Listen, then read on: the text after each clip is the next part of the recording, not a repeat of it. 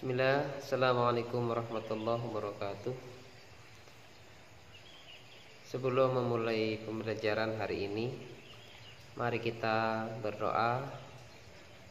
Semoga ilmu yang kita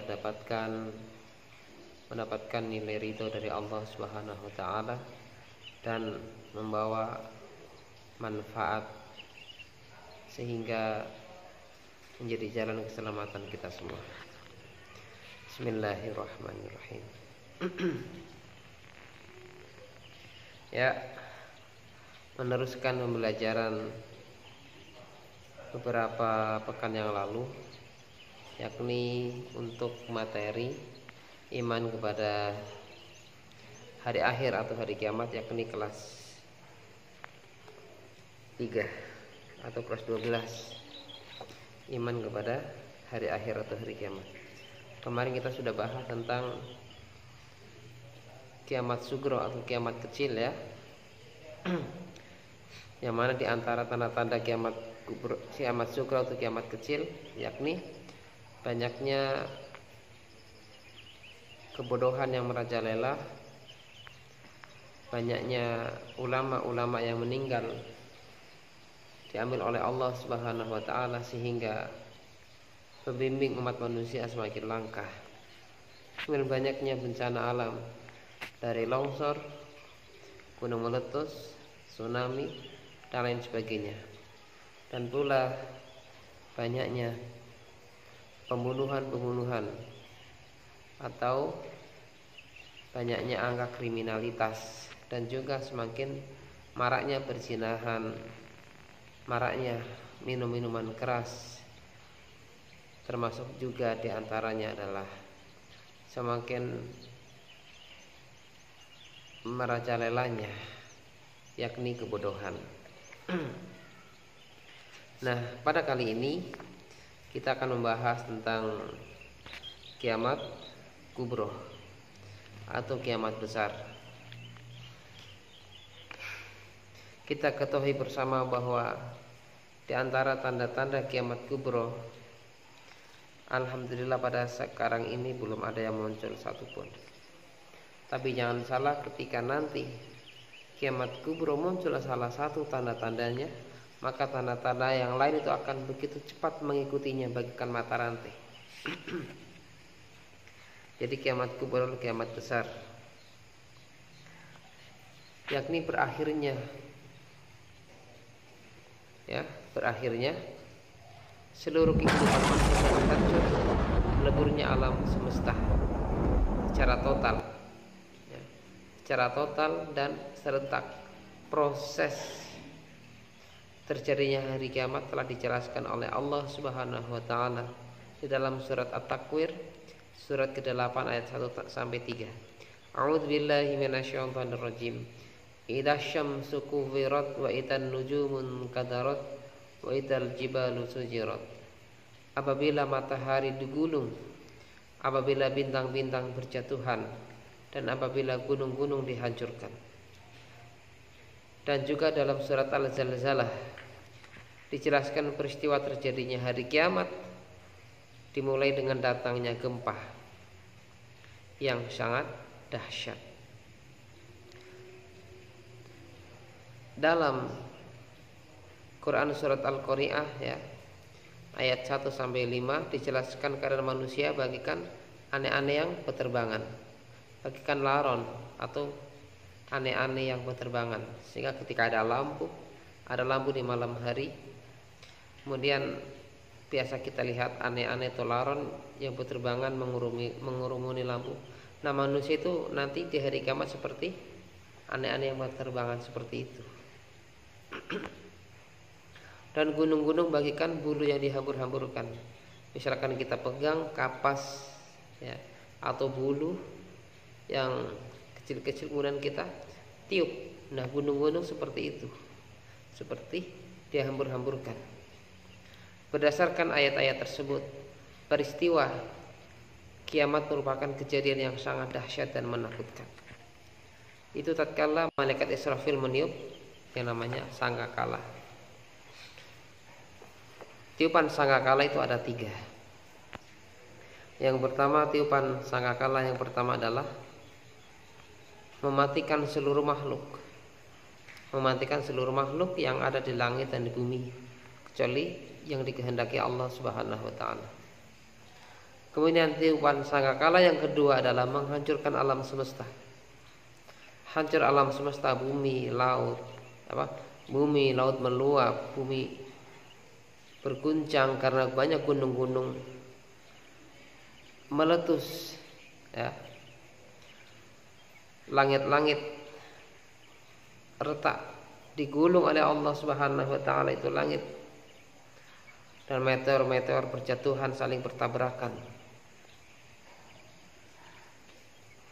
Bumi kehilangan gaya gravitasi, bertabrakan, manusia berhamburan melayang ke udara, ke sana kemari, tertabrak batu, tertabrak pohon dan sebagainya. Hewan-hewan pula begitu penerbangan. Kemudian gunung-gunung hancur, berhamburan. Kita bayangkan, sedangkan hancurnya meletusnya satu gunung, manusia paniknya seperti apa. Nah, nanti kalau gunung-gunung sudah berhamburan, hancur, hilanglah keseimbangan bumi, sehingga terjadilah bumi itu gempa yang sangat dahsyat. Karena gempa yang sangat dahsyat, akhirnya bumi retak, air laut meluap, jadilah tsunami. Terjadi tsunami di mana-mana. Dan gunung yang di bawah laut Gunung Merapi itu pun meledak. Akhirnya air laut bercampur dengan magma. Dahsyatnya hari kiamat. Alhamdulillah jamaah, alhamdulillah anak-anakku sekalian, umat Islam itu tidak mengalami hal yang seperti itu. Di antara tanda-tanda kiamat kubra yang pertama adalah turunnya Nabi Isa alaihissalam. Kita sebagai umat Islam mempunyai keyakinan bahwa Nabi Isa itu belum disalib, dan memang tidak disalib. Nabi Isa belum meninggal maksudnya. Nabi Isa diangkat oleh Allah Subhanahu wa taala ke langit. Kemudian nanti menjelang hari kiamat, Allah akan turunkan Nabi Isa. Di mana turunnya Nabi Isa? Allah menurunkan nanti Nabi Isa di suatu tempat, ya. Kalau tidak salah namanya Babul Lut. Di situlah Nabi Isa nanti akan membantu umat Islam untuk memerangi Dajjal. Nah, pertama adalah turunnya Nabi Isa. Yang kedua, di antara tanda kiamat kubra adalah munculnya Dajjal laknatullah. Dajjal adalah keturunan dari Nabi Adam alaihissalam. Pernah suatu cerita, singkat cerita ya. Nanti dulu ada beberapa sahabat Nabi itu berlayar di sebuah pulau, ya, di pantai, kemudian dihempaskan oleh ombak yang sangat besar, kemudian terdampar di sebuah pulau dan mendapati di situ orang yang kekar, terikat oleh sebuah rantai, ya, dan berbicara dengan sahabat, apakah sudah lahir Nabi akhir zaman, apakah sungai Tiberias sudah mengering, apakah pohon kurma di daerah tertentu masih berbuah. Kemudian orang tersebut mengatakan bahwa saya adalah Al-Masih Ad-Dajjal dan aku hampir diizinkan untuk keluar. Kemudian hal ini disampaikan oleh sahabat Nabi tadi tersebut kepada Nabi, dan Nabi pun membenarkan. Jadi Dajjal itu sudah ada. Kemudian yang ketiga di antara tanda kiamat kubra adalah munculnya Imam Mahdi atau lahirnya Imam Mahdi. Imam Mahdi atau pemimpin yang adil itu adalah silsilah nasabnya itu dari keturunan Nabi Shallallahu Alaihi Wasallam. Nabi pernah bersabda dalam hadis yang masyhur, andaikan tidak terjadi hari kiamat kecuali barang satu atau sisa 2 hari, maka Allah akan mengutus di antara keturunanku, ya, maksudnya keturunan Nabi Muhammad, silsilah nasabnya akan menjadi pemimpin di akhir zaman nanti. Itu tanda kiamat yang ketiga, yakni munculnya Imam Mahdi. Kemudian tanda kiamat yang keempat adalah munculnya hewan yang berbicara atau bisa berbicara. Kemudian munculnya lagi yakni hancurnya Ka'bah, diangkatnya Al-Quran, sehingga nanti Al-Quran hilang tulisannya sudah, sehingga yang tertinggal dalam kitab tersebut hanyalah kertas-kertas tanpa tulisan Arab, hilang sudah. Yang di dinding-dinding kaligrafi sudah terangkat semua, hilang. Kemudian manusia, kata Nabi, melakukan hubungan badan di tengah jalan, sudah tidak ada malu-malunya seperti hewan. Nah, pada kondisi seperti itu umat Islam itu sudah tidak ada. Karena Nabi Isa nanti berperang Imam Mahdi nanti berperang melawan umat Yahudi dan dibantu Nabi Isa alaihissalam beserta umat Islam lainnya, itu memenangkan sebuah peperangan.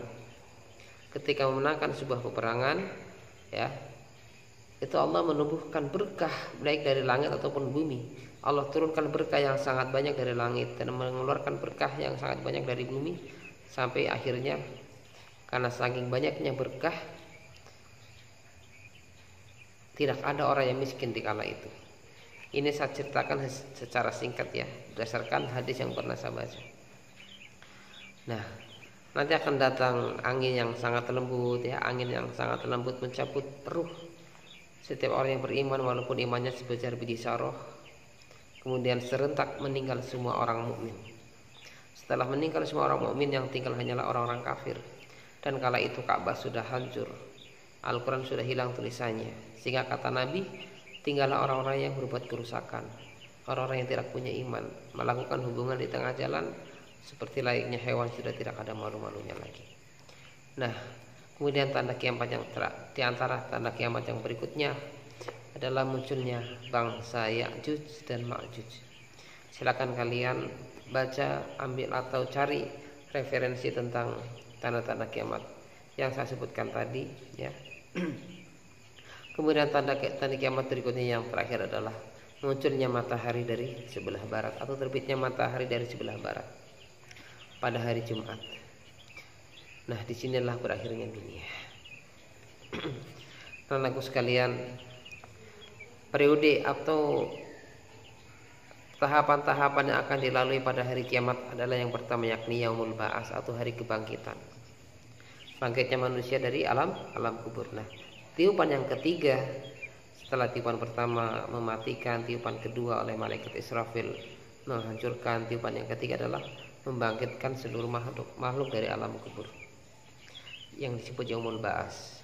Yang berikutnya adalah yaumul hasyr, berkumpulnya manusia di padang mahsyar.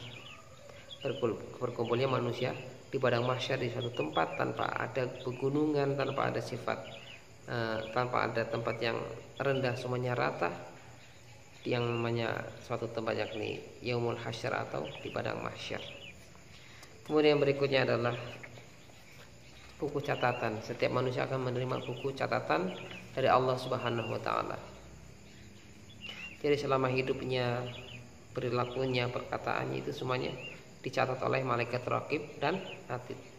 Semuanya ditulis di dalam sebuah kitab, dan nanti catatan itu, kitab itu, rekaman perilaku kita selama di dunia akan diberikan kepada kita.